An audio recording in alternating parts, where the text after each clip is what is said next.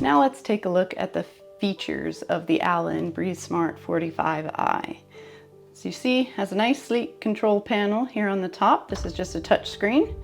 The center button is going to be your power button. It's going to slowly come on, and this light here indicates the air quality of the room. So this will change between blue, green, orange, red, and purple, depending on the air quality. As you can see, we need to kick ours up a bit. You can change the speed between low, medium, high, and turbo. You can also set this into auto mode, and this is my favorite mode. This will determine how fast the fan needs to be going based on the air quality in the room. So right now we're at orange, so it's going to keep that kicked up pretty high until that drops, and then it'll automatically go down to a lower setting. So with this mode, you can literally just set this in your room, turn it on, and forget about it. Leave it running 24/7. That's how these are designed to be used. This also has a lock option, so you can lock the screen by holding that down. You can adjust the light, turn it off on low or on high.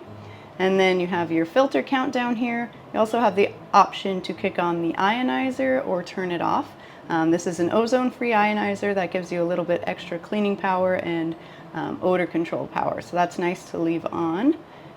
Now, one thing to know about these is if you hit that button once, it's actually just going to turn the lights off. It's not going to turn the machine off. So you have to be aware of that. If you want it to go all the way off, just hit it twice in a row, and then it'll power down. And one thing I do love about these Alens is that they're pretty quiet when they're on the low speed. So you can see right now I have it on the lowest setting. It's whisper quiet. You can barely hear that it's running. Now as I up the fan speed, you can hear it start to ramp up there. It's still not overly loud.